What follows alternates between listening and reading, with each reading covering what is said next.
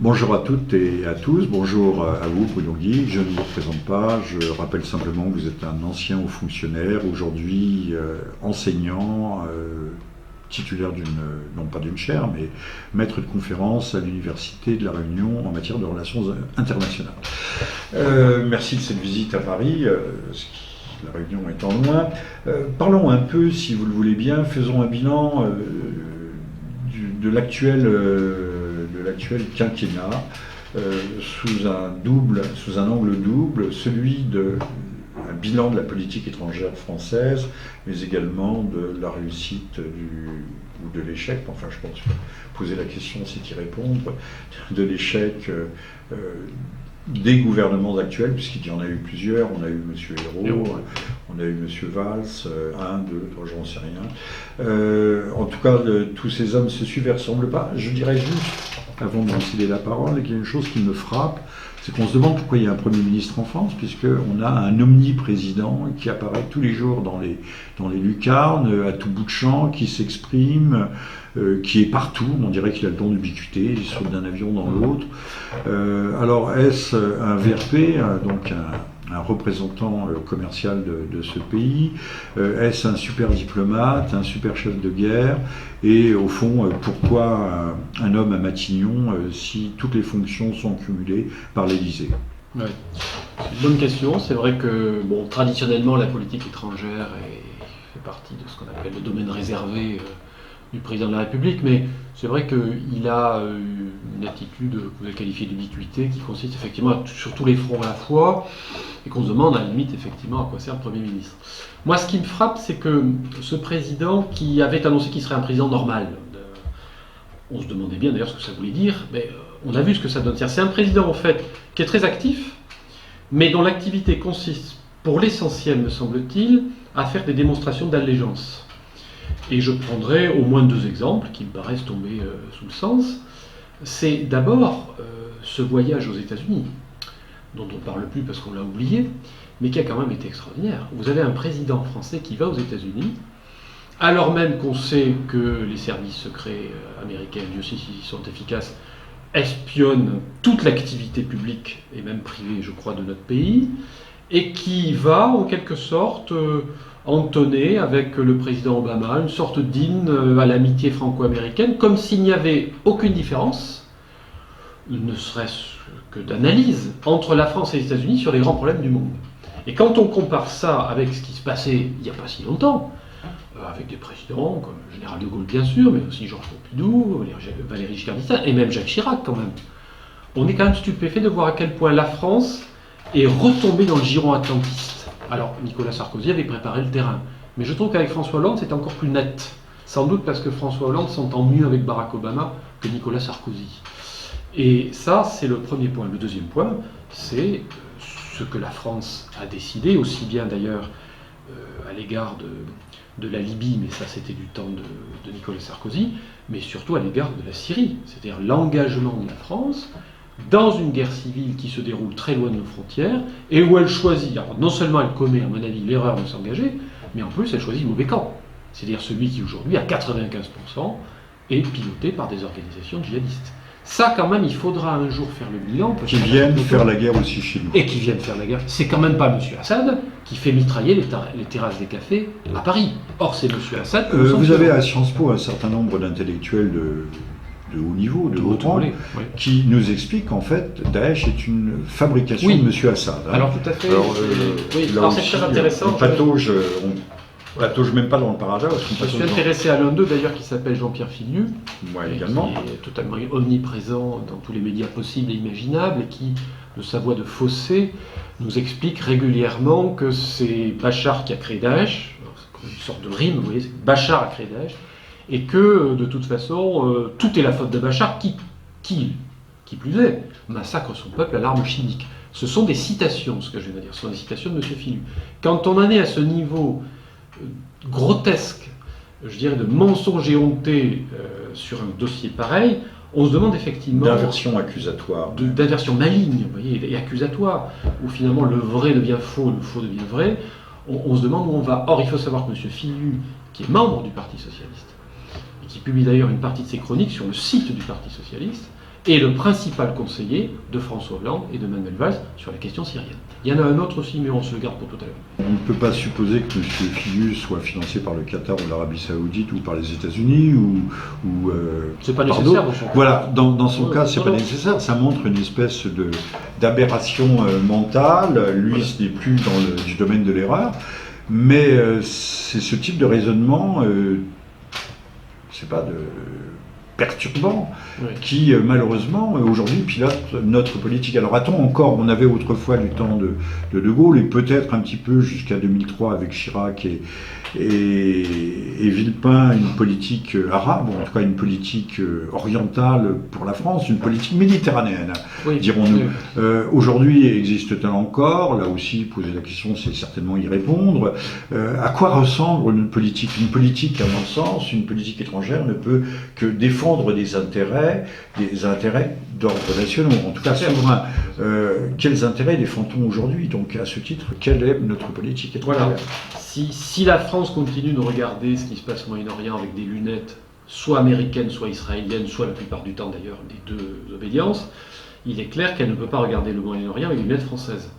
Croire que la France ait au Moyen-Orient les mêmes intérêts que les États-Unis d'une part et Israël de l'autre me paraît extrêmement grave. Ce n'est pas le cas. Ça ne veut pas dire que les États-Unis ou l'Israël sont les ennemis de la France, pas ce que je dis, mais je pense que la France a d'autres intérêts à faire valoir que cette espèce d'allégeance dans laquelle elle a sombré depuis 10 ans, et M. Hollande n'a fait qu'accentuer. Allégeance, inféodation. Allégeance, soumission. Soumission. J'ai écrit un article qui s'appelle « De la soumission considérée comme Et une on peut politique même étrangère ». aller dans ce cas jusqu'à la servilité.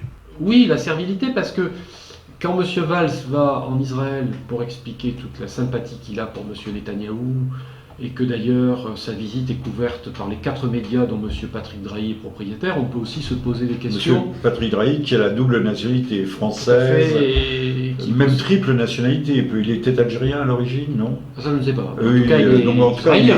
C'est un binational. Oui.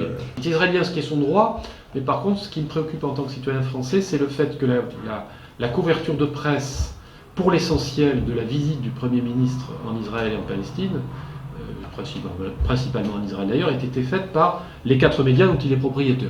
C'est anecdotique. Ce qui est plus préoccupant, c'est que la France, en fait, ne fait rien si ce n'est faire allégeance. C'est ça qui est inquiétant. Donc vous êtes en train de nous dire que lorsque M. Hollande s'est rendu à Washington, qu'il est allé frapper toc-toc à la Maison-Blanche, c'était pour y prendre ses ordres. Oui, d'abord, il a dit que, au fond, même si la NSA espionnait ce qui se passait, y compris dans sa propre alcôve, c'était pas grave.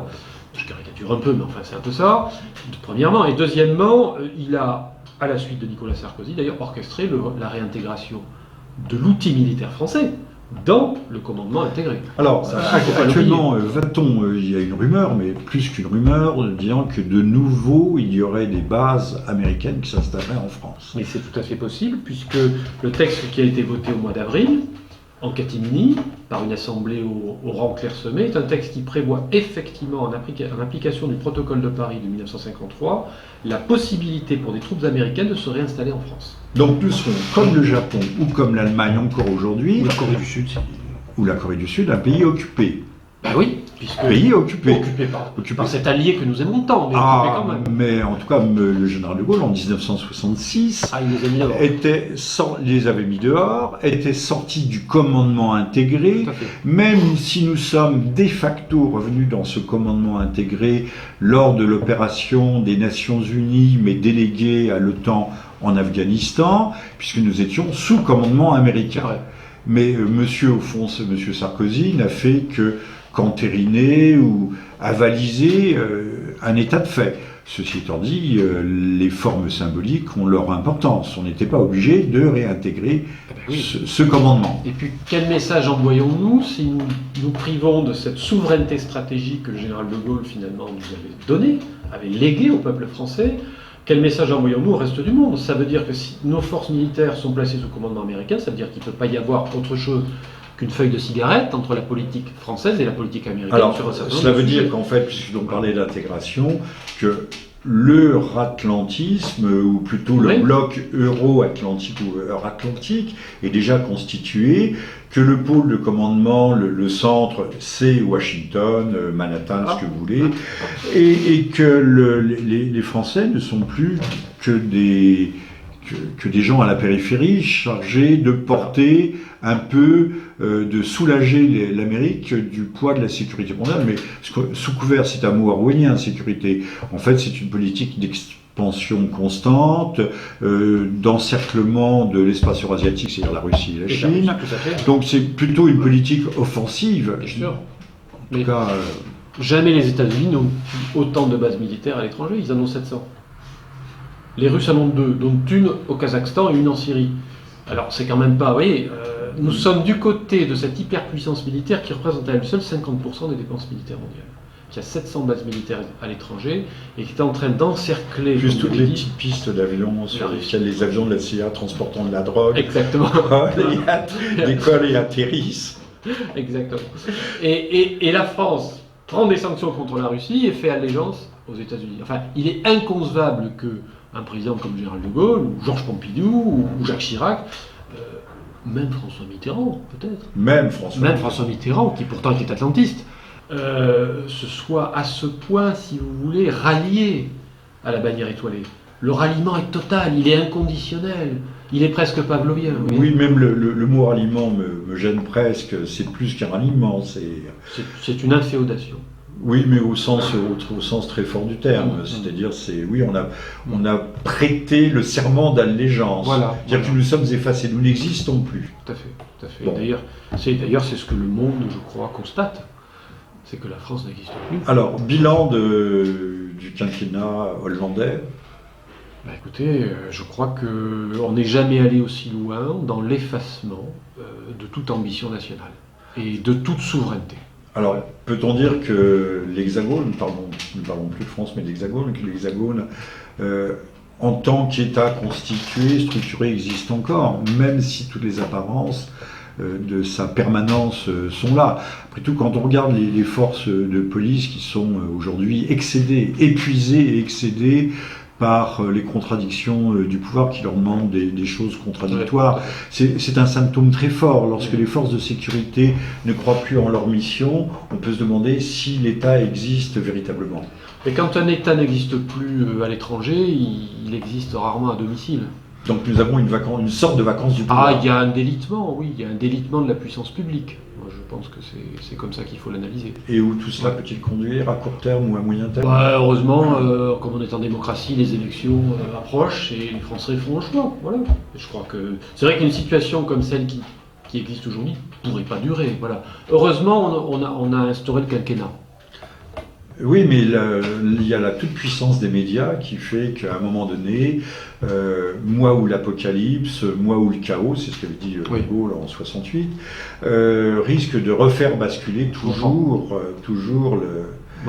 les choses dans le même sens. C'est remettre, au fond, M.